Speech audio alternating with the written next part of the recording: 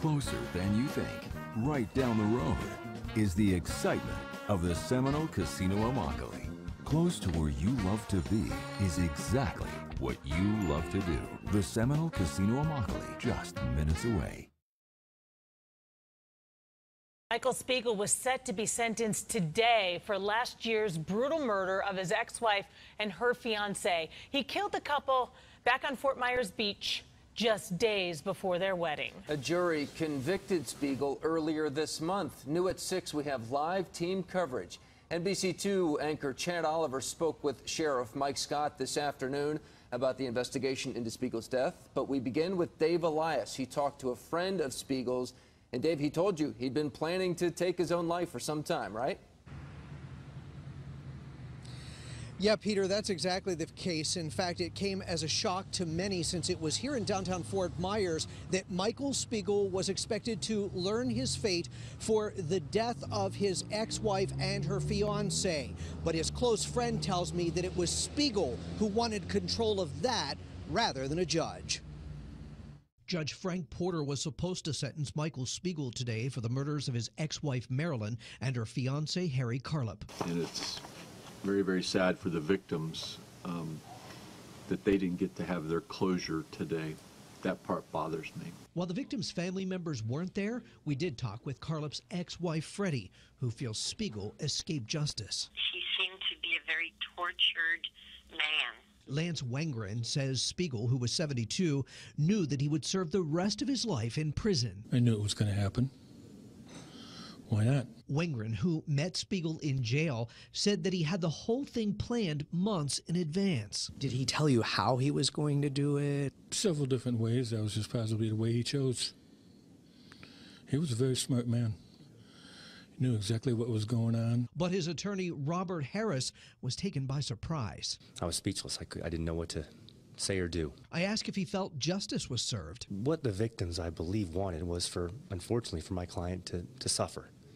I think that's, in the end, that's what he did. Spiegel's death, though, was the talk of our Facebook page. Linda Valdespino writes, he did the family of his victims a huge favor. Dorothy Black, like many, said, one less murderer that we'll have to feed and house with our taxes.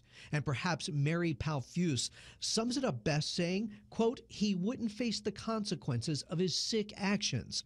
A sad story all around. A story that only his friend Lance knew the ending to. And he knew what was best. Now, Spiegel did have a doctorate degree in physics. He was actually arrested the same day that he murdered his ex-wife and her fiancé. By the way, they were planning to be married just 2 days after he killed them. We're live in downtown Fort Myers tonight. Dave Elias, NBC2. I would have just as soon had him go to court and let the court system sentence him. But again, he sentenced himself. Sheriff Mike Scott told us today the investigation into Spiegel's death is already over. So how could something like this happen? NBC2's Chad Oliver spoke with the sheriff this afternoon. He continues our live team coverage. Peter, good evening. I'm standing outside the Lee County Justice Center where today Michael Spiegel would have stood before a judge and his victims' families. The 72-year-old was facing a minimum of 25 years in prison.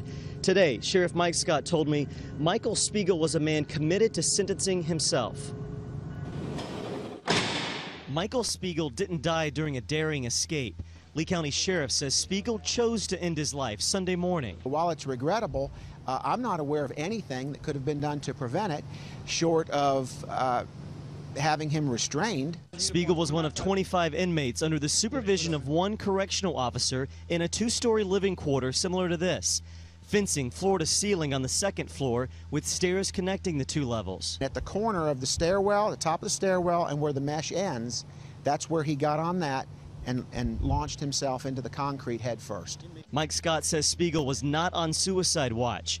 That determination is based on previous attempts and demeanor. As far as his mental state, I suppose we could all, that takes us back to the original crime. The crime was on a boat dock near Fort Myers Beach, housing his ex-wife, Marilyn Spiegel, and her fiancé, Harry Carlip. Spiegel's murder trial revealed in gruesome detail how he killed the couple 3 days before their wedding.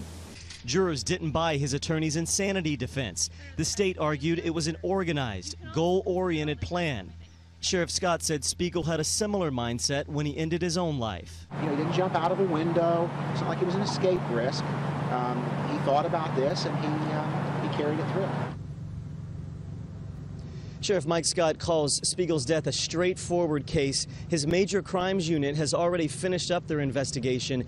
The sheriff points out there's 1,600 inmates in Lee County. He calls this an isolated case of jumping and doesn't see the need for policy or structural changes within the jail. Live in Fort Myers, Chad Oliver, NBC2. Thanks, Chad. We found out the state attorney's office automatically does its own investigation after an inmate dies. That normally happens after the sheriff's office concludes its investigation.